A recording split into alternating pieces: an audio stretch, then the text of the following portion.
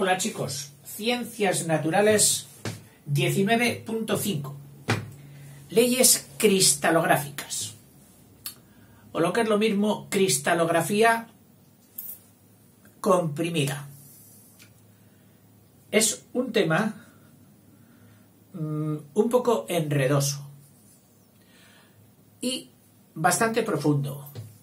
Y para mí, en mi opinión, una ciencia muy nueva, a pesar de que tiene sus raíces ya en el siglo XVII y XVIII, pero que, o por su complejidad, o porque los científicos todavía no han logrado conectar más extensamente con la matemática, tiene muchísimos aspectos de excepciones. Cuando te encuentras una materia todavía metida en reglas, plom, plom, plom, plom, oh, qué bien, oye. Pero cuando te encuentras regla primera, regla segunda, regla tercera, va, y luego empieza otro capítulo de excepciones a la regla primera, sirve menos cuando tal, excepciones a la regla segunda. Entonces es cuando a los estudiantes se les complica la cosa. Y yo no quiero complicarte. Por eso que habrá aspectos que no los verás quizás en mi exposición. Pues ni más ni menos es que no he querido dártelos porque pensaba que te iba a complicar más que aclararte. En fin. Así de claro. Por cierto, para este tema yo he seguido pues el sistema hormigonera que llamo yo. Echas masa, echas cemento, echas arena y te quedas curado. Vuelves a buscar en otro sitio, echas una nueva paletada de arena, otra de cemento y clon. Bueno, pues eso es lo que te aconsejo. Que además de este vídeo, por supuesto, muy primario, muy elemental, pues no te conformes con él y sigas echando paletadas de yeso, de arena y cemento a tu hormigonera y sigas dando vueltas y perfeccionando. Empiezo. Dice, la materia cristalina y los cristales. Debido a esa estructura, se ven sometidos a las leyes cristalográficas. De estas leyes, las más importantes son ley de la constancia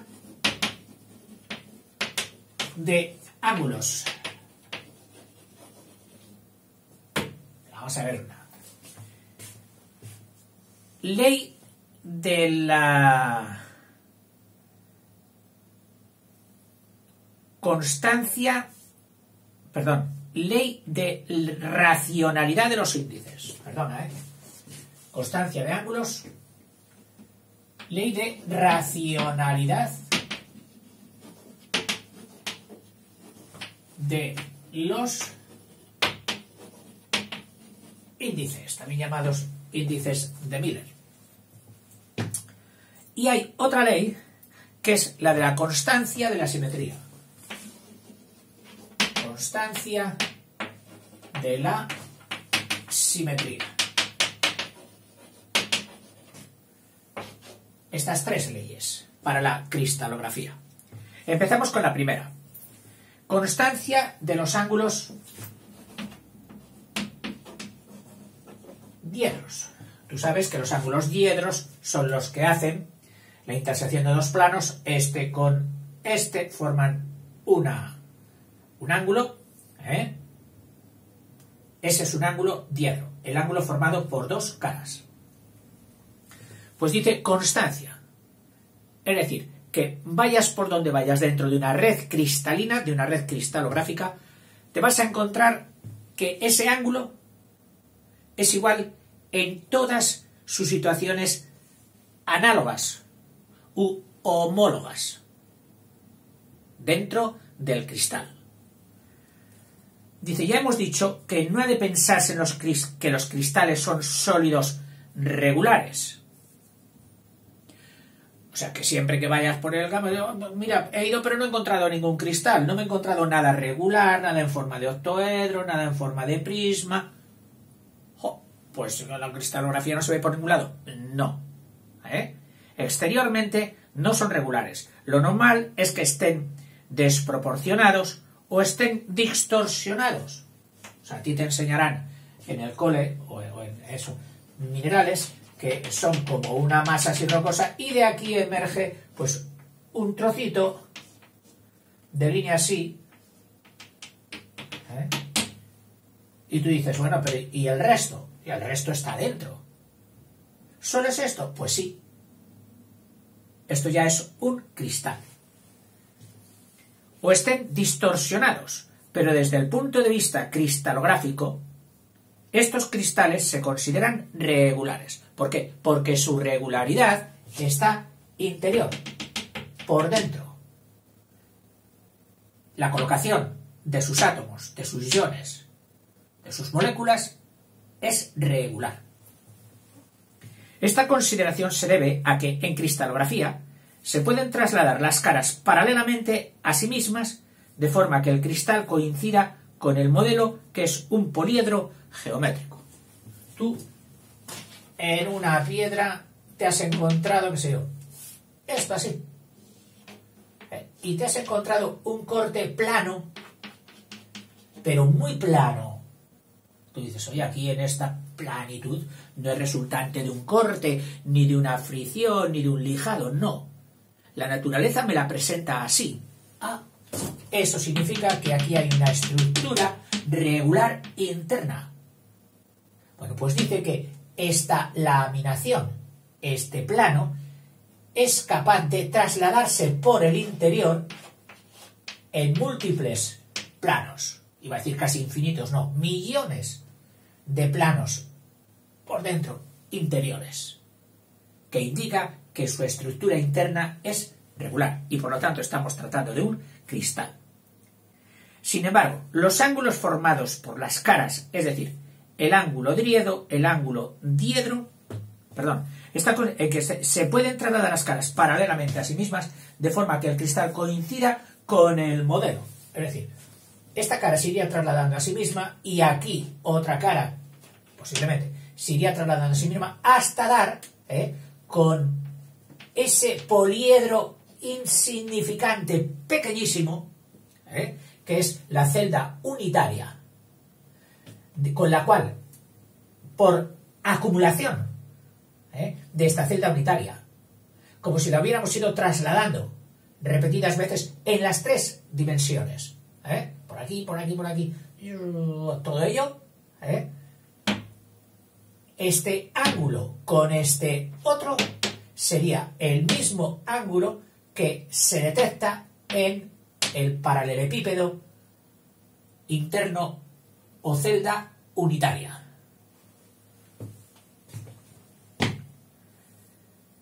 Esta propiedad característica de la sustancia cristalina se enuncia en la ley de la constancia de los ángulos diedros, que dice así: en cristales de la misma especie,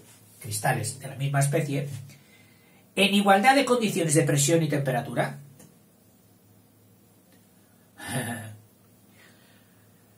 cuando un cristal se forma, por ejemplo, a base de una disolución, por cogerlo más fácil, de una disolución iónica, y damos tiempo a que esos iones se vayan colocando conforme a sus fuerzas internas y vayan formando el cristal, por supuesto, lo hacen sometidos a otras dos variables, que son la presión externa o atmosférica y su temperatura. Aquí el señor termómetro. Entonces, si tú has dejado que ese cristal se forme con esta presión y con esta temperatura, te salen unos ángulos, es decir, las fuerzas electrostáticas de estos iones que les ha ido moviendo hasta colocarse en los nodos, hasta colocarse en los vértices y colocarse regularmente bien colocaditos para hacer el cristal, han tenido que contar con las fuerzas de presión Y con la temperatura, que la temperatura incide en su vibración. O en su estado energético. Y eso genera unos cristales, o genera otros, o cambia también los ángulos, haciendo que este mismo cuerpo, esta misma sal, pueda formar un cristal con una red cristalina definida, el paralelepípedo X, o con otra. Sí, el mismo cristal, dependiendo de las condiciones externas que ha tenido para formarse. O sea que dice, pero bueno, la constancia de ángulos diedros. Si la temperatura no ha variado, constante, y la presión tampoco, en el cristal que se haya formado, se conserva siempre que los ángulos diedros resultantes en este cristal, en los de su interior, en el de al lado, etcétera, etcétera, esos ángulos diedros son constantes. O sea, no encontrarás este y en el poliedro siguiente este, o en el cristal siguiente este. Los ángulos diedros se conservan, son los mismos. Esta ley se explica considerando que la estructura íntima de cada sustancia cristalina es única. Es única. Ojo, de cada sustancia cristalina. Es única, distinta de las otras sustancias e invariable, aunque la forma y el tamaño exterior entre esta piedra o esta otra cambien. Pero su estructura interna, si son del mismo mineral, es igual. Siempre que haya sido hecho bajo las mismas constantes de presión y de temperatura. Supongamos que el profe un día te dice, oye, con sal, a ver si lográis que cristalice. Y os da unas pautas de forma que sí, oye, que vais obteniendo cristales. Claro, llegáis a clase luego y un niño ha obtenido pues un cristal, sí, que se aprecia que es cúbico, pero otro niño lo ha obtenido en otra forma, más grande, más pequeño. ¿Podemos deducir que fuera diferente cristalización? No. A no ser que algún niño intencionadamente hubiera dejado su recipiente pues a una temperatura muy distinta de las de los demás niños. En fin, esta ley se explica tal. Para medir con exactitud el valor de un ángulo diedro se usa un aparato llamado goniómetro, que es una palabra que es común a todos los medidores de ángulos. Un goniómetro, el más fácil, el más visto y el escolar, pues suele ser ese que llaman a veces también transportador de ángulos. Con los ángulos ahí. Bueno, pues si para medir, qué sé yo, en este cuerpo que fuera un prisma, para medir este ángulo, por ejemplo, y medirlo bien, pues han hecho un goniómetro, o el primer goniómetro era muy parecido a ese transportador, pero con una barra deslizable atornillada ahí en el centro, que trasladase este ángulo aquí por su complementario y te dijera el número de grados, ya haciendo la correspondencia. O sea, aquí estarían ya los complementarios de este, que sería este. Y entonces, como esto es oscilable, pues lo puedes acomodar a las caras del poliedro que quieras medir. Ha quedado ya un poco anticuado. Entonces hoy se ha cogido, qué sé yo, en un prisma que tengamos aquí, para medir este ángulo, para medir uno de esos ángulos,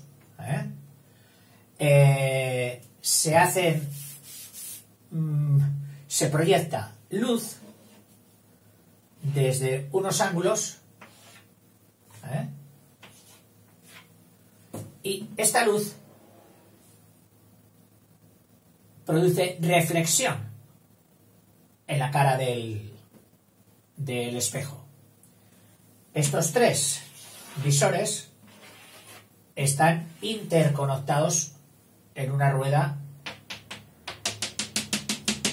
graduada. Y cuando nosotros obtenemos una reflexión directa sobre, es decir, de vuelta total, es decir, no una reflexión que viene el rayo así y nos venga así, no. Cuando tenemos ya, esto significa que el rayo incide perpendicularmente sobre esta superficie. Luego haremos lo mismo con este y lo vamos desplazando hasta lograr lo mismo en otra cara, en su cara contigua, por ejemplo en esta, en su cara contigua, y entre el ángulo que nos detecte el primer teleobjetivo, iba a decir, y el segundo, podríamos calcular luego ahí cuál es ese ángulo que queremos. En fin, los dibujos no son muy buenos, pero creo que tu imaginación me habrá suplido mis fallos. Dice, el goniómetro más sencillo y el primero que se utilizó es el descubierto por Caranchot, que era este, el goniómetro de Caranchot.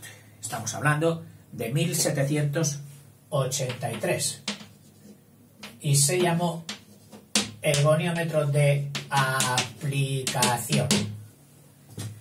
Hoy ya no se usa, ya que no sirve para cristales pequeños, donde el error que cometeríamos al poner ahí, si esta pieza fuera muy pequeña, cometeríamos errores en el contacto, y ha sido sustituido por el goniómetro de Babinet, o goniómetro de reflexión, porque utiliza la reflexión de la luz para ver ese ángulo. Segunda ley. Ley de la racionalidad de los índices.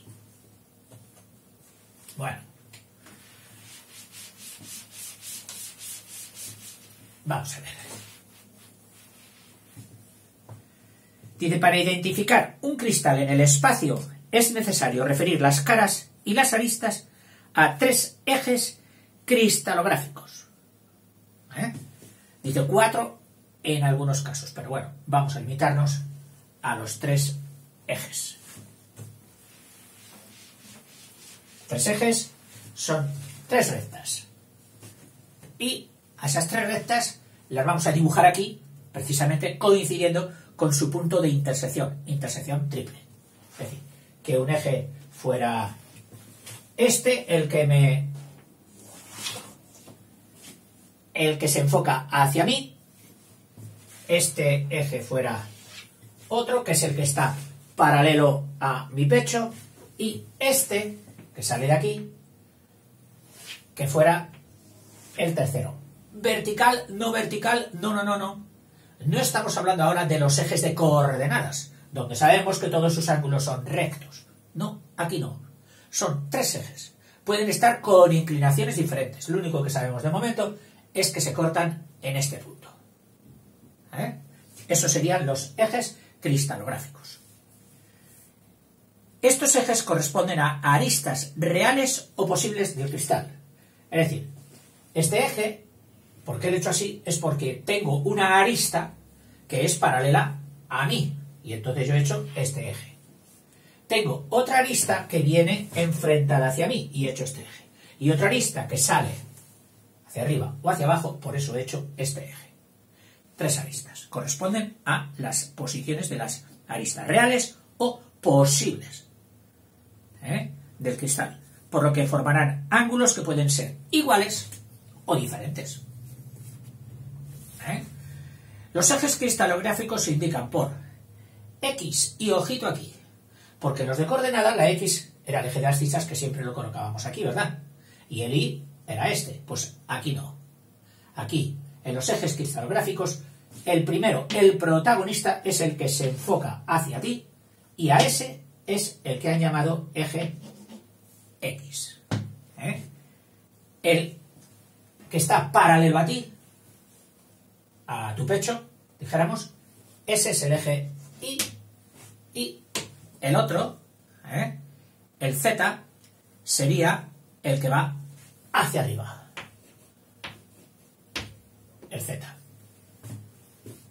Los ejes y los ángulos que forman, que serían entre el X y el Y, el ángulo alfa.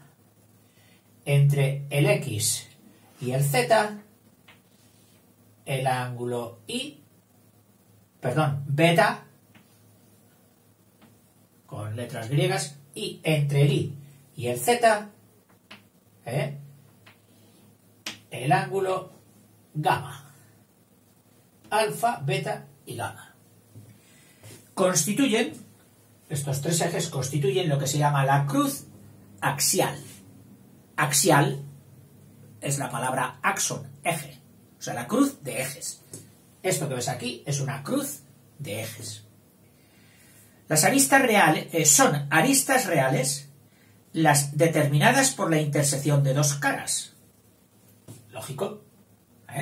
Cuando vemos en un cuerpo geométrico, volumen, dos caras, y vemos la intersección de dos caras, a ese filo lo llamamos arista.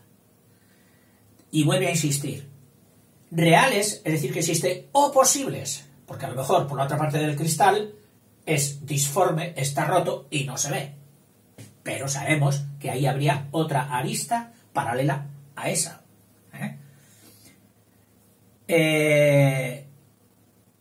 Y las que podrían aparecer en el cristal según su estructura interna. Si en un cristal consideramos la cruz axial y una cara, vamos a considerar ahora una cara, dicha cara cortará a un eje, a dos o a los tres. En el último caso, la cara determinará sobre la cruz tres segmentos llamados parámetros, las longitudes de longitudes iguales o distintas. Mira, hay una cara que corta en este punto aquí, en este punto aquí y en este punto aquí.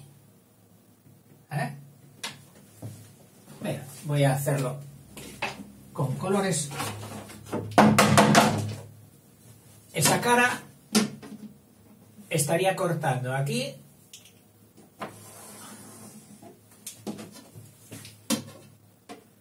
aquí.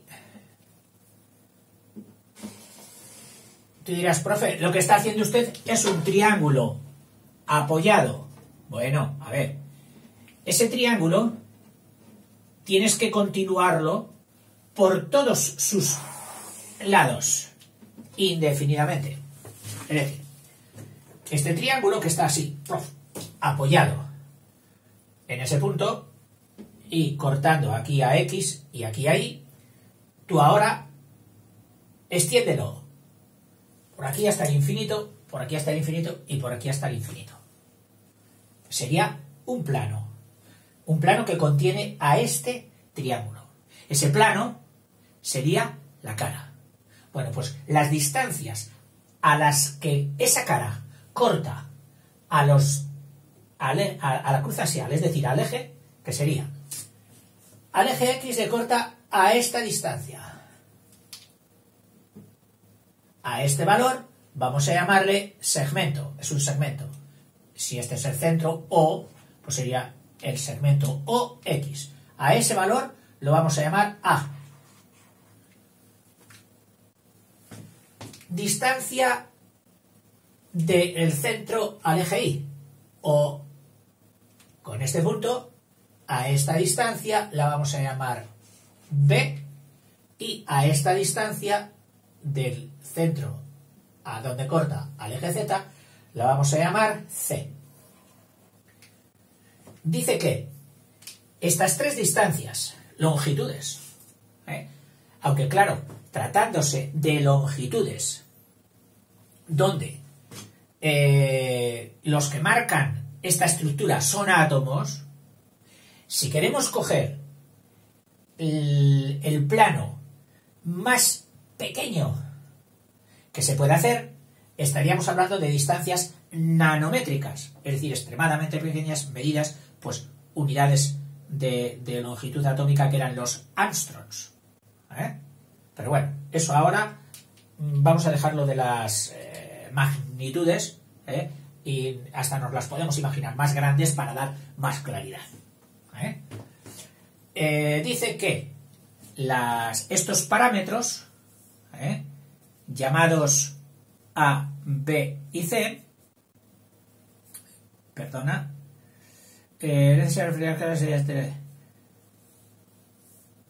indican tal. Bien, los ejes de la angularidad, las aristas reales, las determinadas por las aristas posibles, tal. En un cristal, consideramos que hay una cara, esta cara cortará a un eje, a dos, a los tres. Aquí hemos pintado la cara que corta a los tres. En este último caso, la cara determinará sobre la cruz tres segmentos llamados parámetros. El parámetro A, el parámetro B y el parámetro C, de longitudes iguales o distintas. Estos parámetros se indican con las letras A, B y C, según que se tomen sobre el eje X, la A, sobre el eje Y, la B, y sobre el eje Z, la C, respectivamente. Si una cara corta a dos ejes y es paralela al tercero, a ver cómo nos la imaginamos ahora, voy a dibujar esta misma cruz axial,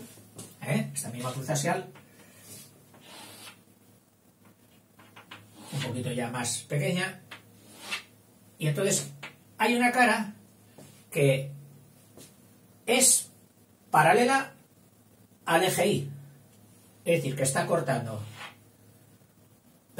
paralela al eje Z, está cortando al eje Y y al eje X, es decir, que te lo puedes imaginar así.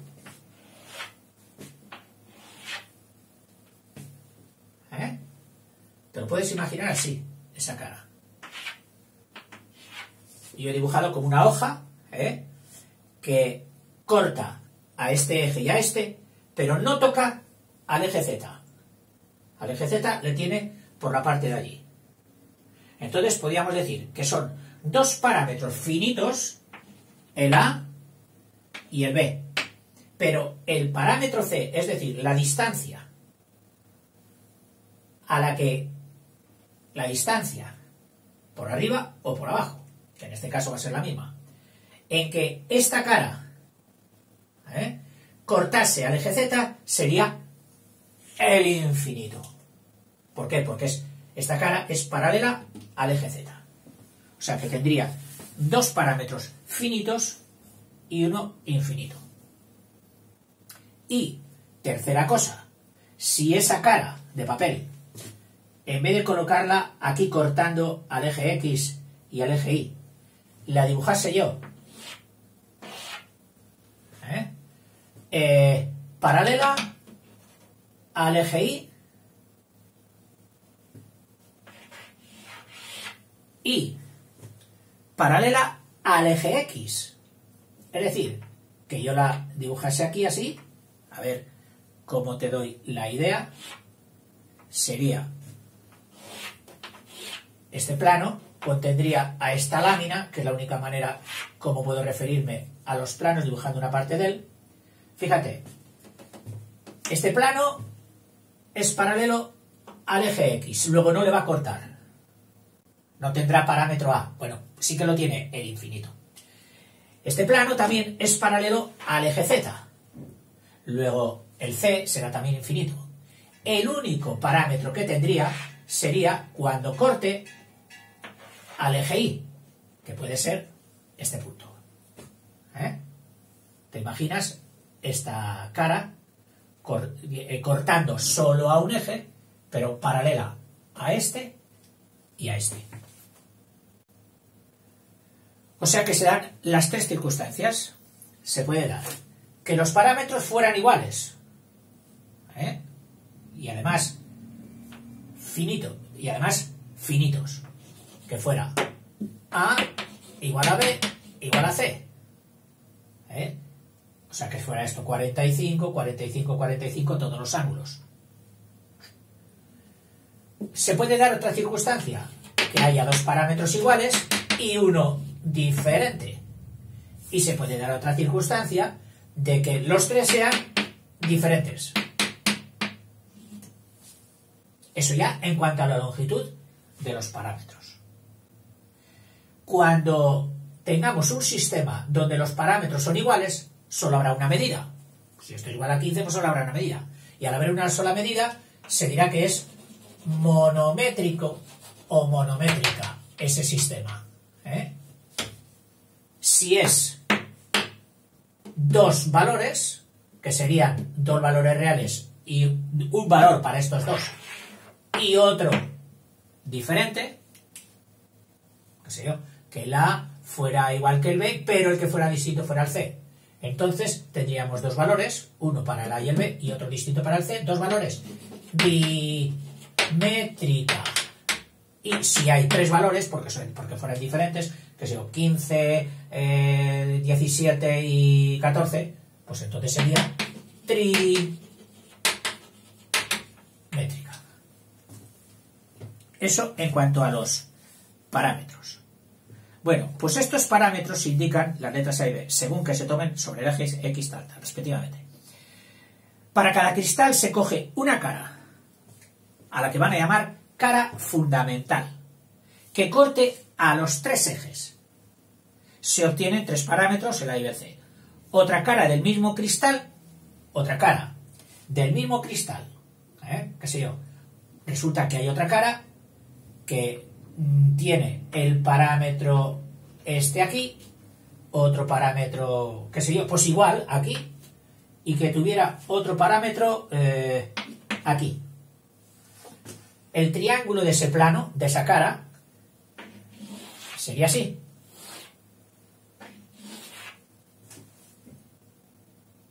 Otra cara que no es paralela con la primera, porque los diedros no pueden hacerse todos con caras paralelas, han de hacerse con caras intersectadas. Es decir, que esto fuera otra cara de ese poliedro.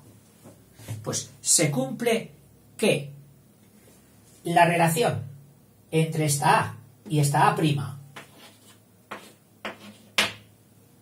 la relación entre esta B, que en este caso sería también,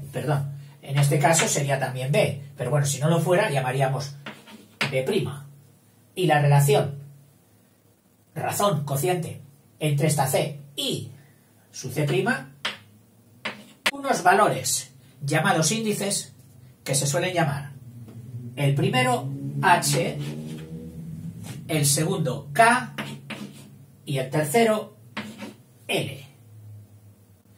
Pues dice, estos tres valores son los llamados índices. Dice que esos índices son números enteros. Los podemos reducir a números enteros.